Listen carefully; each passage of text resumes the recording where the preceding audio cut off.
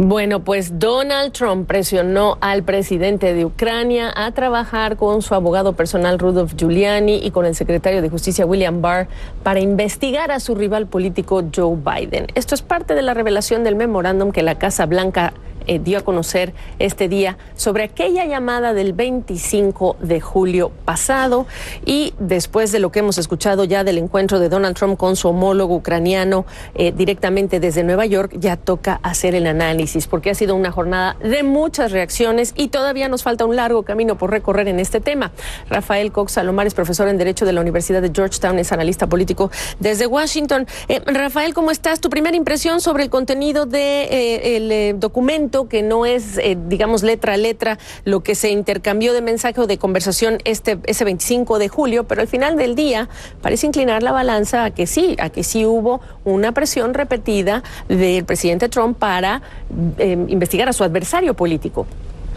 Gabriela, como siempre, buenas tardes, un placer estar contigo. Efectivamente, del documento que la Casa Blanca hace público en el día de hoy, se desprende que el presidente de los Estados Unidos, de una forma directa, de una forma frontal, de una forma explícita, le exige al presidente de Ucrania que investigue todo lo relacionado a las relaciones de negocio del hijo de Joe Biden en Ucrania, y hace mención directa el presidente Trump de los cientos de millones de dólares que Estados Unidos a través de él le han asignado a Ucrania en todo tipo de ayuda, y que a cambio, ¿verdad?, de todos esos dineros y todos esos recursos que se le asignan a Ucrania, pues entonces que el presidente ucraniano haga lo propio. Es evidentemente una llamada en donde se pone mucha presión. Fíjate que Trump le dice al presidente de Ucrania que va a enviar a su abogado personal, sí, Rudolph Giuliani, que le va a pedir al secretario de Justicia de Estados Unidos que llame también y le dé una llamada de seguimiento al equipo del presidente de Ucrania. Esto obviamente es un presidente que está utilizando su poder como jefe del Estado para perseguir al hijo de su principal contendiente político.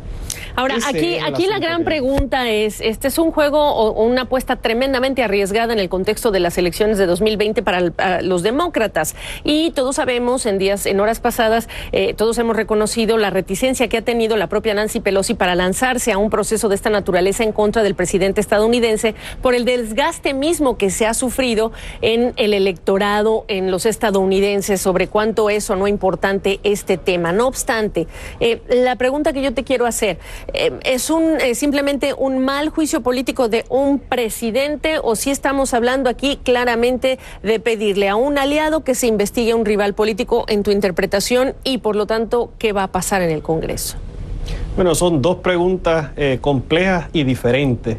En primer lugar, tiene la acción irregular, por no decir ya ilegítima o ilícita, de un presidente de los Estados Unidos utilizando los resortes del poder, sí, para perseguir y para básicamente atender de forma directa, ¿verdad?, lo que es la amenaza de un adversario político. O sea, porque obviamente si el hijo de Biden está cometiendo delito en Ucrania, pues le corresponde al FBI, a las autoridades federales, la Fiscalía Federal, sí, hacer esa investigación dentro de nuestro sistema. El presidente no es un rey o un dictador que puede ir detrás de sus adversarios simple y sencillamente por puro capricho. Aquí hay un debido proceso de ley que le asiste al hijo de Biden y que evidentemente el propio presidente lo está violando. Ahora, el otro tema es lo que tú mencionabas, el pedirle o incorporar directamente el presidente Donald Trump a Rudolph Giuliani, un personaje que vemos mediático, sí, etcétera, pero es el abogado personal del presidente. Efectivamente, así que este asunto de Trump abre la puerta para entonces comenzar una investigación en la Cámara de Representantes. El desafío de Nancy Pelosi es doble. Primero, la Cámara tiene los votos para residenciar al presidente, pero eso entonces abre el proceso a un juicio político en el Senado, en donde conforme la Constitución se requerirían dos terceras partes del Senado para destituir al presidente, y en este momento evidentemente no están esas dos terceras partes del Senado, no están esos 66 votos, esos 66 senadores que hacen falta para destituir a Donald Trump. En otras palabras, la pregunta para Pelosi es si seguir hacia adelante con un proceso que al final del camino puede resultar inoficioso y puede resultar contraproducente para el Partido Demócrata de cara a la elección de noviembre del 2020. No obstante, te pido que me ayudes. Está el factor político, pero también está el factor de cumplir lo que dice la ley y lo que dice la Constitución. Y una primera omisión es cuando no se le permite que el caso, por razones de seguridad y de urgencia, lo conozca el Congreso. Y ya desde ahí empezamos a hablar de una primera irregularidad, porque el informante que tiene esta preocupación y que va y la entrega, pues cumple con su tarea, pero después no se entrega esa información al Congreso. Entonces, sepárame el lado político del lado legal.